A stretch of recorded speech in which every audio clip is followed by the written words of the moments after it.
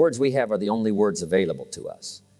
They help us understand what's happening, make sense of what others are saying, and then express our thoughts and feelings. If we struggle to understand or express ourselves, it can get in the way of a fulfilling life with added richness, awareness, and influence. That's why having a strong vocabulary is crucial. So I encourage you to consider the dictionary as one of the most important books in your collection. It's a valuable resource to enhance your language skills and, in turn, improve your life.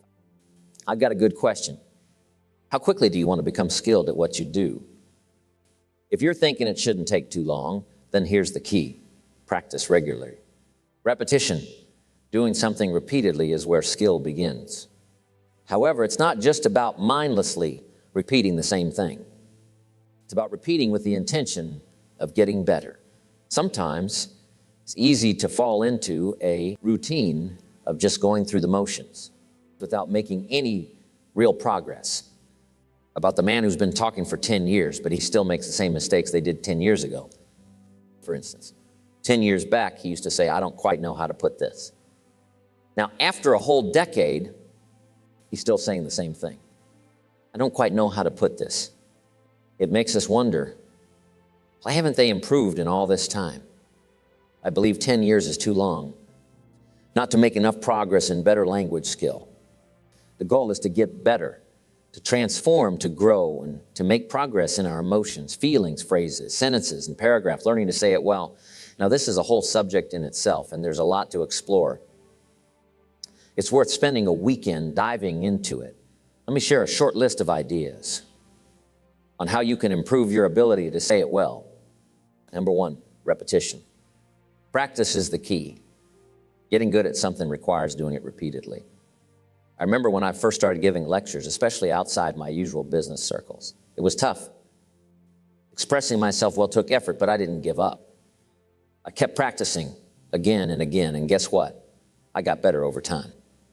One example is a seminar I lead called Challenge to Succeed. It lasts about 4 hours. And the interesting part is I can do it without any notes. Some people ask me, how did you manage to speak for 4 hours without notes? My response is simple. I've done it a few thousand times. We call that simplicity, repeating and practicing over and over again. Next is vocabulary, which means using the right words. One way I expanded my vocabulary in the early days was by putting up cards with 3 or 4 unfamiliar words on my car's sun visor.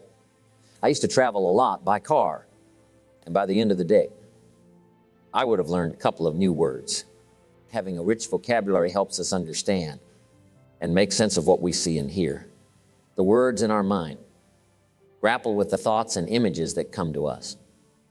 Now, if you have a limited set of words and skills to interpret the world around you, you can imagine the errors and the mistakes you'll make in judgment. Since vocabulary is a way of seeing, having a poor vocabulary is like having blurry vision. It can lead to mistakes that accumulate as life goes on. Vocabulary is not just about knowing words. It's about using them to understand and share ideas. When we talk about saying things well, it involves 2 important actions. We interpret and we express, but there's more to it than that. Saying things effectively also involves sincerity. Speaking from the heart with good intentions, there's no substitute for sincerity. I can't forgive you for a mistaken intent, but I can forgive you for a mistaken judgment. Next key part to saying it well, brevity. Keeping it short and to the point. It's a key element in saying things well.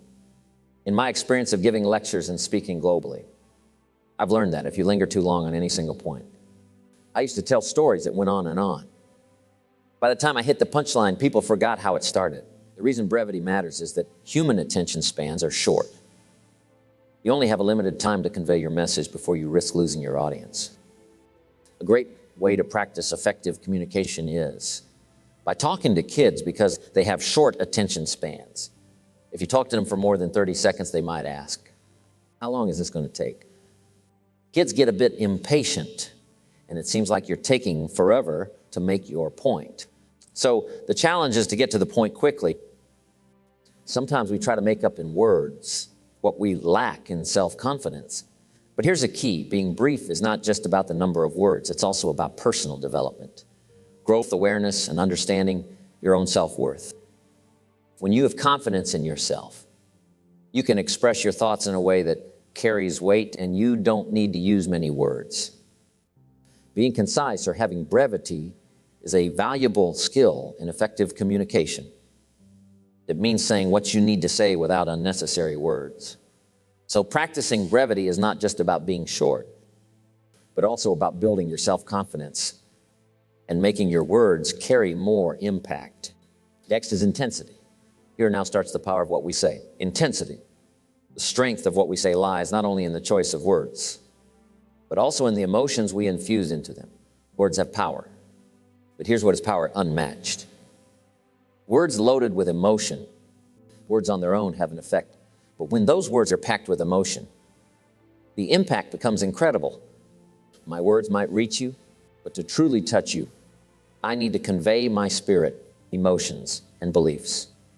If I can't evoke feelings and beliefs through my words, then I probably haven't made much of an impact. The key is putting more of who I am into what I say. It's about infusing my words with my emotions, beliefs, and commitment. When I do this, it's like performing a miracle. Real persuasion comes from putting you into what you say. So now here's part of the clue, and we call these extra refinement of leadership skills, the ability to gauge your emotions. Learning to measure your emotions is crucial. You don't need an intense emotional reaction for a minor point. It's about finding the right balance. We refer to this as understanding how to measure the flow of your emotions to appropriately address the situation. It's about using just enough emotional weight, not too much. The key here is to recognize the importance of measuring your emotions and feelings based on the specific circumstances. Now, what do we mean by intensity and emotions? It's all about your life experiences and how they've shaped you. Think of it as the collection of everything you've been through, where you've been, what you've heard, what you've seen, and the people you've met. All these life moments make up your emotional content. It's the sum total of your feelings about everything that has happened to you. Now, the important part is figuring out how to measure all these emotions and express them in just the right amounts through the words you choose. It's like taking all those experiences and feelings and putting them into your words effectively. This is the key. Now, here's the key to effective communication. Well-chosen words loaded with well-measured emotions. The next piece of the puzzle is style, and it involves various elements like body language, gestures, facial expressions, and emotions. Style holds great significance. Here's a key aspect. It's not just the matter you cover, it's the manner in which you cover the matter. Style plays a crucial role in grabbing someone's attention and emphasizing your points. Now, I've got a couple of good points here on style. Be a student of style. It's great to learn from different styles, but the key is not just copying someone else's style. The idea is to study various styles and make sure that your exploration of style reflects your own uniqueness. Being a student of style means observing how people express themselves effectively. Take notes from those you admire and learn from the way they communicate. But the crucial part is blending those elements into your own personality so it becomes your distinctive style. There are many different ways to express yourself, and it's crucial to take a closer look at your own style. Ask yourself, how do I come across? Do I need to highlight certain aspects more? Should I be more expressive? These are things to consider when thinking about your style. Also, pay attention to your audience. It's essential to read and understand the signals from your audience to know how they're responding to your communication. Now, when I first started giving talks outside my usual business groups, I faced a challenge in understanding my audience. In those early times, my listeners could have left without me even realizing it. I was so focused on my words that I wasn't fully aware of what was happening among the audience. Eventually, I figured out the importance of looking up, observing and understanding what was going on. We call this reading your audience. This skill of reading extends beyond just the audience. It's equally important to read individuals, even children. To be effective, you need feedback. You have to catch the signals to know whether to be more assertive. Ease up a bit or make changes in your stories, words, or language. Developing the ability to read your audience is key for effective communication. Now, let me give you some clues on reading. Number one is simply to listen. Listening is a crucial part of understanding. By being a good listener, you gather hints about what to say next and how to express yourself effectively. Since early times, we've recognized that to be a skilled speaker, you also need to be a skilled listener. Valuable information is picked up through attentive listening. Developing good listening habits is an essential part of the skill of reading. Number two, you've got to read what you see. It involves being aware and paying attention, especially to body language. In leadership skills, we teach, don't mistake courtesy for consent. Sometimes in a polite society, people may nod and smile, but that doesn't necessarily mean they agree with what's being said. It's important not to misinterpret. Courtesy is complete consent. Similarly, don't mistake kindness for acceptance. In a polite setting, people may be kind, but it doesn't guarantee complete agreement or acceptance. Reading these subtle cues in a polite society helps you understand whether someone is truly persuaded by your argument or presentation. Now, here's the one skill that is highly effective, but can be a bit tricky. Reading emotional signals. This is an area where women often excel over men. They have a knack for picking up emotional cues. While men can definitely learn these skills, it seems like women often have a natural talent for it. But regardless of gender, we all need to learn how to pick up on emotional signals. Understanding emotional signals involves knowing when to adjust your language, whether to be more direct or more gentle, and when to tackle a problem head-on or give it some time. It's about being in tune with the feelings and emotions of the situation. This isn't easy. It's like an extra level of learning, an additional set of skills. We call it summit learning because mastering these extra skills leads to greater rewards in communication. It's very important to read your audience. How are you coming across? What is the effect? Whether you're talking to a child or addressing a big audience, reading is key. Reading people, reading situations. Make it a habit to practice this art whenever you can. It's easy to be lazy in language all day and not practice the gift in the art. When it's time for an important conversation or to connect with a child, we may find ourselves lacking the right words, sharpness, and vocabulary because we haven't practiced every day. To become skilled at communication, it's crucial to make it a daily practice, honing your abilities consistently. This way, when important moments come around, you'll be equipped with the gift of clear expression. A distinctive style, sharpness, substance, and emotional connection. Regular practice ensures that you're always ready to communicate effectively no matter the occasion. Key phrase, actions are no substitute for words. Don't fail to say it. We often hear this saying, words are no substitute for action. That's true. Merely talking without taking action isn't good. But this also isn't good. Act, and never talk. Here's the next part of a good presentation, logic and reason. Whether you're trying to persuade a child, address an audience, or communicate with a customer. A good presentation includes the logical part. This involves presenting facts, figures, numbers, and dimensions to support your message. It's about balancing both verbal expression and logical reasoning for a well-rounded and persuasive communication style. Here's my main point. It should be concise. We do need some facts, but only enough to get the decision-making process started. It's crucial not to overwhelm with too many facts. You might have heard the saying. It's possible to talk somebody into the buy and keep on talking, especially about a purchase. It can lead to a change of mind. This issue often arises when we talk too much, even with a child. We may talk them into a decision. And then by continuing to talk, we end up undoing what was decided. We talk past too much logic, too much reason. The goal is to provide just enough logic and reason so that it starts making sense, not overwhelming you with too much information. How many facts do we really need? About a half dozen. If someone makes the mistake of going beyond this reasonable amount, what might happen? they risk losing their audience's attention. It's important not to delve into a wide range of facts and logic, because you see, most decisions are driven by emotions. We need just enough logic to make sense, but ultimately, decisions are often made emotionally. So the key is to keep it brief when presenting logic, reasons, and facts. Too much of anything is too much right at one time. By keeping it concise, we ensure that the information is digestible and resonates effectively with the audience. In the broader context of teaching, here's the reaction you want from identification. Me too.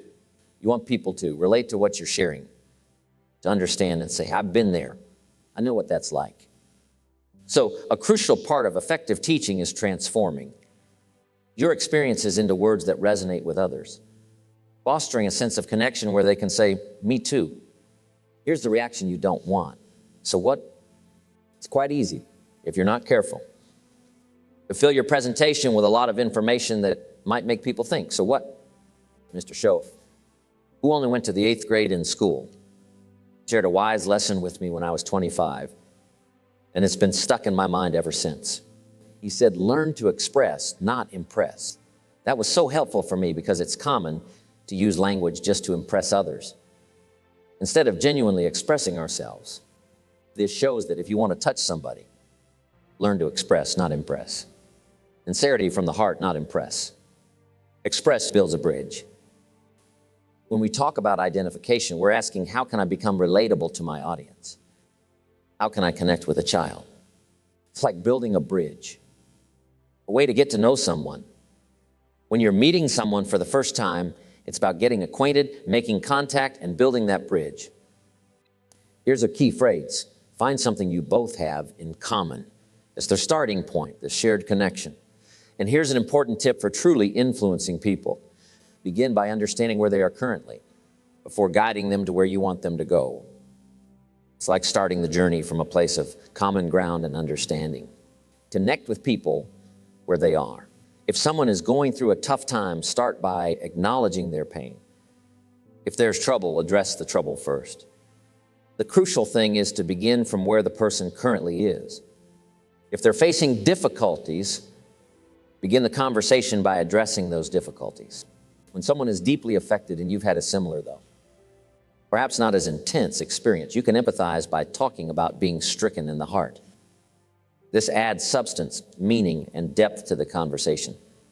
Start from there and gradually build the bridge and start building the path towards solving the problem. Part of identification is proper word choice, and Jesus, the master teacher, provided a great example of this. One day, he said to his disciples, today, I'm going to teach you how to fish. This choice of words was brilliant. Why?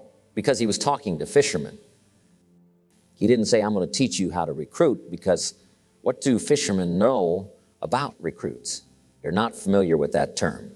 If you insist on using words like recruit, with fishermen, it's considered naive. Jesus said, I now wish to teach you how to become fishermen.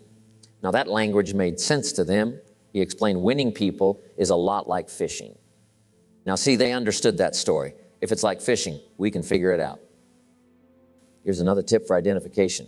Beware of using inside lingo on the outside world. Sometimes inside, some little catchy phrases become comfortable, but outside, they become strange. It's crucial to be able to adapt and use appropriate words depending on your audience. This ability is often referred to as the gift of language. With variety of awareness, being aware means learning how to pick the right words and phrases, depending on who you're talking to. It's about not being lazy and being sharp in your perception, understanding who your audience is and choosing words that will truly make sense to them. Identification is about connecting with others. To truly understand someone's sorrow, think about your own moments of sadness. Relate to their joy by remembering times you were joyful. Understand their difficulties by reflecting on your own challenges.